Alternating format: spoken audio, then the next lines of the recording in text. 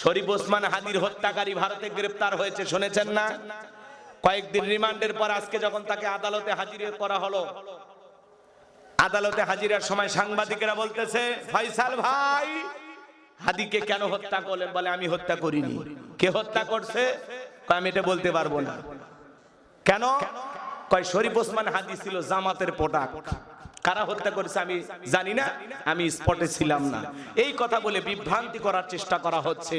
আর একটা দলের নাম জড়াইয়া পুরো পৃথিবীকে গোলক ধাঁধা দেখানোর চেষ্টা করা হচ্ছে। ভারত যে কত বড় বন্ধু এটা আমাদের জানা আছে, কথা বলেন ঠিক কিনা?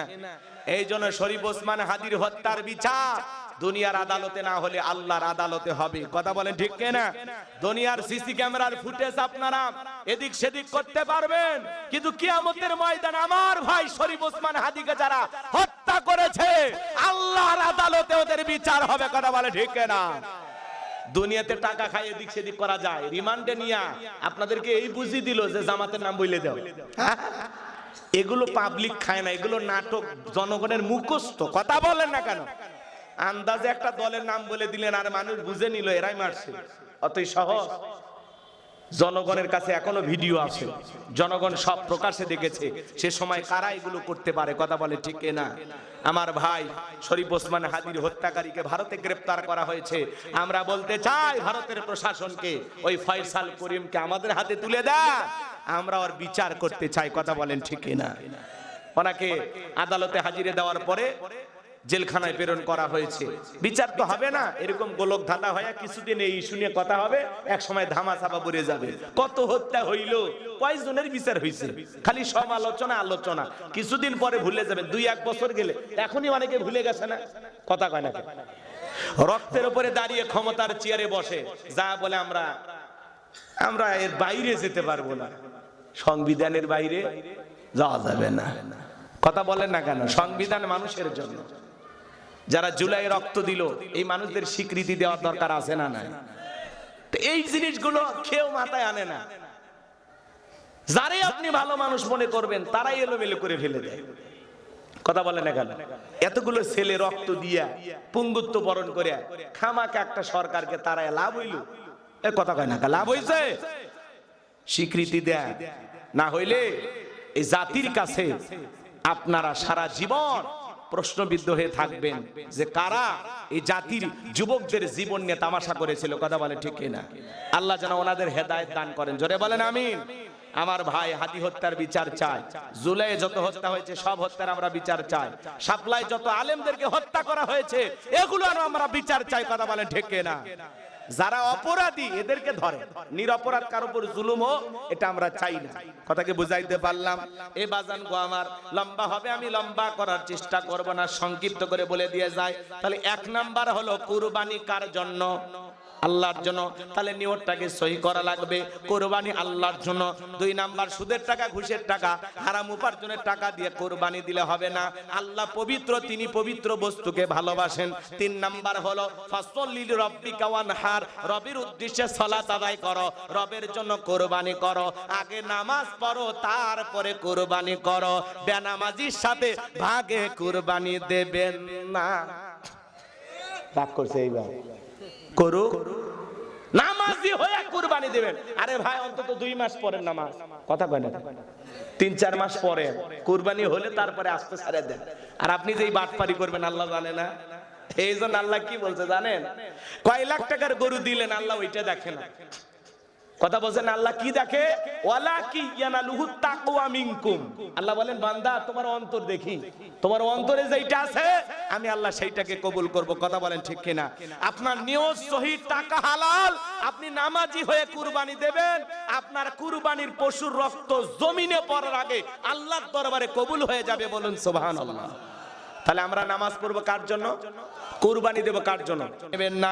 এই পৃথিবীতে আপনাকে মহব্বত করা, আপনাকে ভালোবাসার কোটি কোটি রুহানি সন্তান আমি আল্লাহ পাঠাবো। বর্তমানে পৃথিবীতে 700 কোটির উপরে মানুষ, এর মধ্যে 200 কোটি মুসলমান। আমরা সবাই নবীজির রুহানি সন্তান।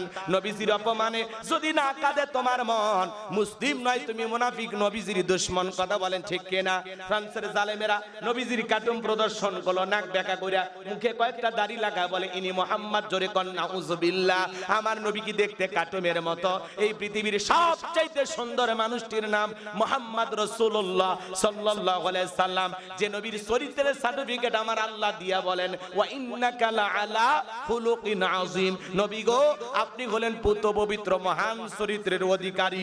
আযীম আরবিতে এমন একটি শব্দ যার গভীরতা মাপা যায় না। আল্লাহু আকবার বলেন।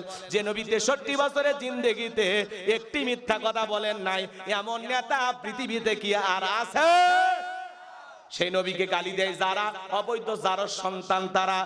মক্কা নগরীতে গালি দিয়েছিল ওলীদ বিন মুগীরা, অকাত্য ভাষায় নবীকে গালিগালাজ করে।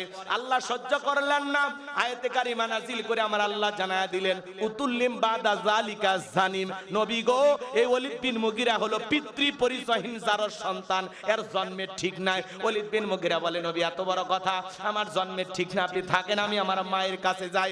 ছেলেটা বৈধ না বৈধ জানে কে? ফ্যাক্টরির মালিক, তার মানে তার মা। তার মায়ের নাম ছিল ঝর্ণা। যা বলে মা করবি না কোনো তাল বাহানা। নবী মুহাম্মদ সাল্লাল্লাহু আলাইহি সাল্লাম আমাকে বলেছেন উতুল্লিম বাদা যালিকা জানিম, আমি নাকি পিতৃ পরিচয়হীন যার সন্তান, আমার নাকি জন্মের ঠিক নাই। ওলীদ বিন মুগীরার মা মনে মনে ভাবে এই গোপন তত্ত্ব নবী জানলো কেমনে? নবী তো জানতেন না, নবীকে জানিয়ে দিয়েছেন তিনি কে। কথা বলে। এবার ওলীদ বিন মুগীরার মা বলতেছে বাবা আমারও বয়স হয়ে গেছে, আমি মিথ্যা কথা বলবো না, এক পা কবরে চলে গেছে।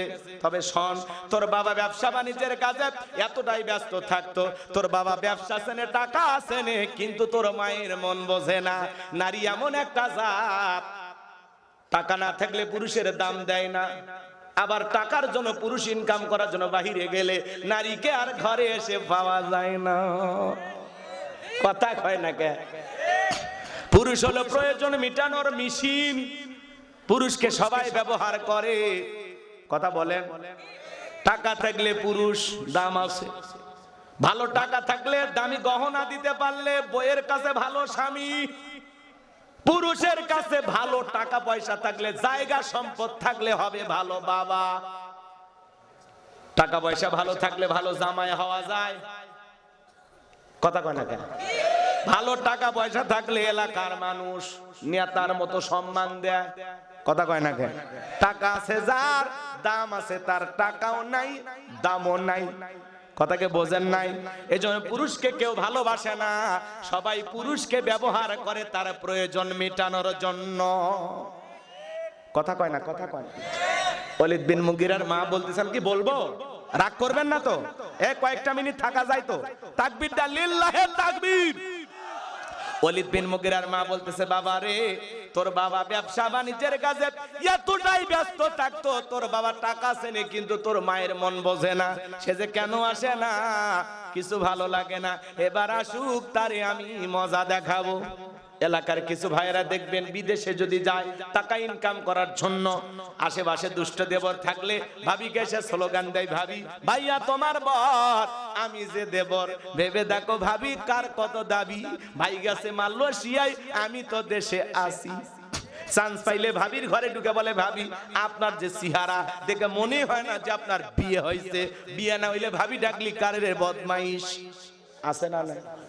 মা বোন যারা শুনতেছেন, মা দুইটা পুরুষ হইতে দূরে থাকবেন, একটা দেবর আর একটা দুলা ভাই।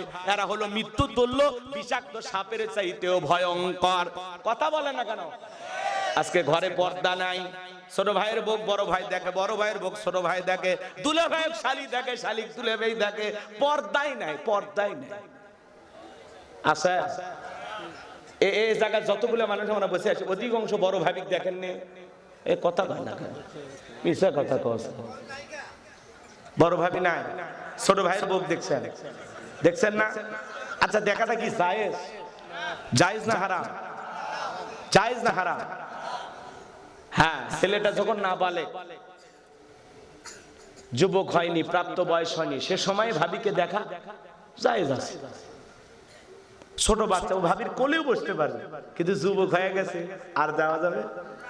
তখন পর্দা, পর্দা ফরজ। কথা কয় না ভাই রে, ওয়াজ না করাই ভালো। না না বলছে, বলবে বলবে। ঘরের ভিতরে পর্দা পুশিদের নাই। ইসলাম তো ঘরের ভিতরে আমল করেন না, খালি স্লোগান দেন, আল কোরআনের আলো ঘরে ঘরে জালো। দাদা জ্বালাইছে, আব্বা জ্বালাইছে, কই জ্বলেনি তো। একটা পরিবারের 6 জন সদস্য, 2 জন কোরআন পড়তে পারে, বাকি 4 জন পারে না।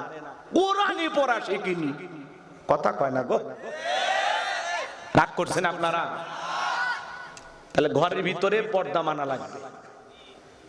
খাওয়ার টেবিল হোক, জয়েন্ট ফ্যামিলি হোক, যেমনই হোক, পর্দা যেন ঠিক থাকে।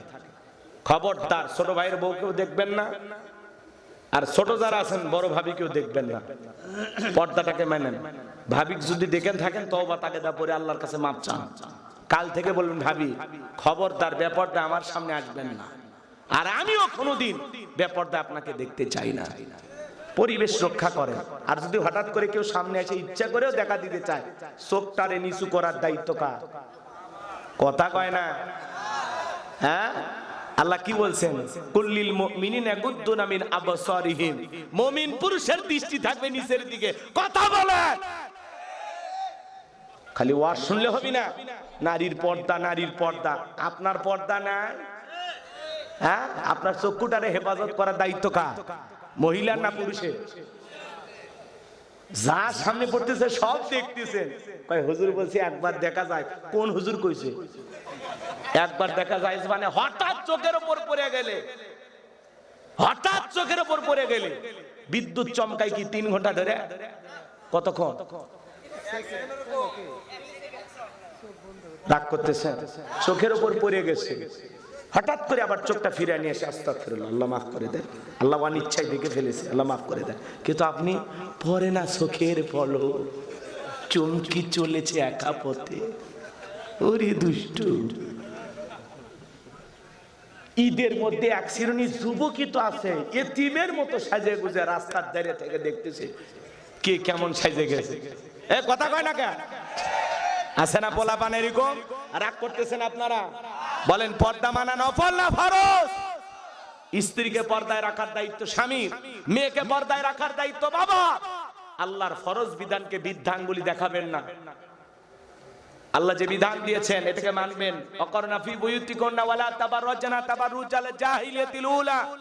নারীরা তোমরা ঘরের ভিতর অবস্থান করো, খবরদার জাহিলিয়াতি যুগের মেয়েদের মতো নোংরা অশ্লীল পোশাক পরে নিজের দেহকে প্রদর্শন করো না। আজকে জামানার মানুষ নষ্ট হয়ে যাচ্ছে, অধিকাংশ মানুষ স্মার্ট জামানা, স্মার্টফোন। কথা কন না কেন? এই যে মোবাইল, মোবাইলের ওজন কম, কিন্তু মোবাইলের মাধ্যমে পাপের ওজন অনেক বেশি। নারী পুরুষ সব আজ পাগল হয়ে গেছে। পরনে কাপড় নাই, খাওয়ার টাকা নাই, তাও এমবি তোলা লাগবে, না হলে আর জীবনই যায় না, দিন যায় না। একদিন যদি ওয়াইফাই কাজ না করে, যে ওয়াইফাই লাইন দিয়ে সরে ফোনে ফাজদামি করিস না, তার সব সিরে ফেলে দেবে। লাইন নাই কে, মাথা গরম। একদিন কথা বলে না ভাই। তাহলে এই মোবাইলের কারণে মানুষের গুনাহ কমছে না বাড়ছে? আমি কি এক লাইন বলবো? রাগ করবেন না? দেশে মোবাইল আইছে, চিঠি বন্ধ হইয়াছে, দিওয়ানা বানাইছে, পোলা মাইয়ার মনের কথা ভাসে বাতাসে। ও দেখো পোলা পানের মন বাদা ফেসবুকে এখন, মোবাইলে চ্যাটিং কইরা কাটায় সারাক্ষণ। এই মোবাইল পাইয়া দেখো মদনের মাইয়া, এই মোবাইল পাইয়া দেখো রমজানের মাইয়া কি কাণ্ড ঘটাইছে।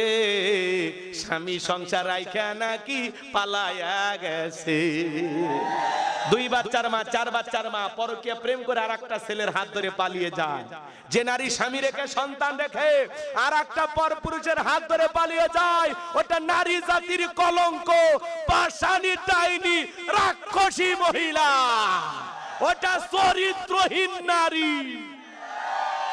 কেমনে জানমা? ও বোন, কেমনে পারো স্বামী রাইখা বাচ্চা রাইখা আর একটা পর পুরুষের হাত ধইরা পরকীয়া করতে লজ্জা লাগে না? এ কথা কয় না কে? আমার এলাকার 4 বাচ্চার মা ভাইকে গেছে, 4 বাচ্চা, ওর জীবনে তার আছে। এ কথা